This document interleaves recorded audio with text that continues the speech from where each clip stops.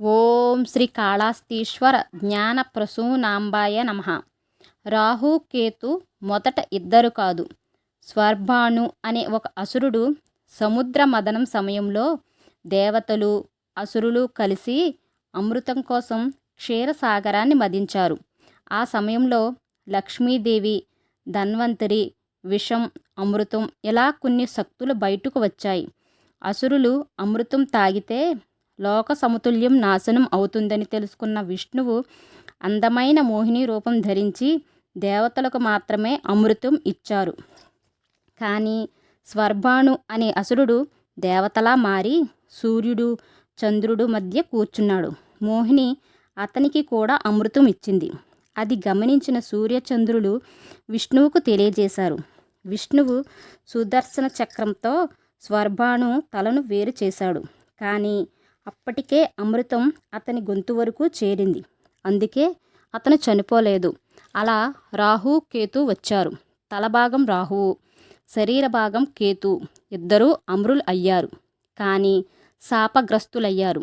తమను బయట పెట్టిన సూర్యచంద్రులపై రాహు ప్రతీకారం తీర్చుకుంటాడని, అందుకే గ్రహణాలు వస్తాయని చెప్తారు. రాహు తల మాత్రమే ఉంటుంది, ఆకలి ఉన్నా తినలేడు. కేతు శరీరం మాత్రమే ఉంటుంది, కానీ దిశ ఉండదు. ఈ శాపంతో వాళ్ళు తీవ్రంగా బాధపడ్డారు. చివరకు వారు శివుడిని ఆశ్రయించారు. శ్రీకాళహస్తి వచ్చి పరమశివుడిని కోసం ఘోర తపస్సు చేశారు.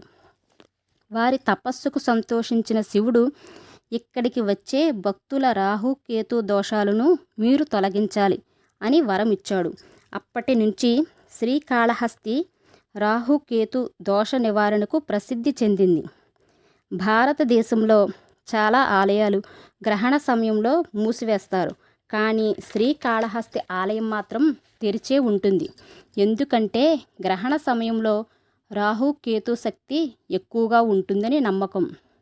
దీని నుండి మనం గ్రహించాల్సింది ఏమిటంటే, రాహు అంటే అంతులేని కోరికలు, కేతు అంటే దిశలేని జీవితం. శివుడు వాటిని మార్చుతాడు. అందుకే ఈ పూజను కర్మశుద్ధిగా కూడా చూస్తారు. ఒక్కసారి వెళ్ళి రాహుకేతు పూజ చేయించుకుందాం. కుదరని పక్షంలో అమ్మ జ్ఞానప్రసూనాంబ నాగవడ్డానం చూడండి. మన జన్మ ధన్యమవుతుంది. ఆరాహోం.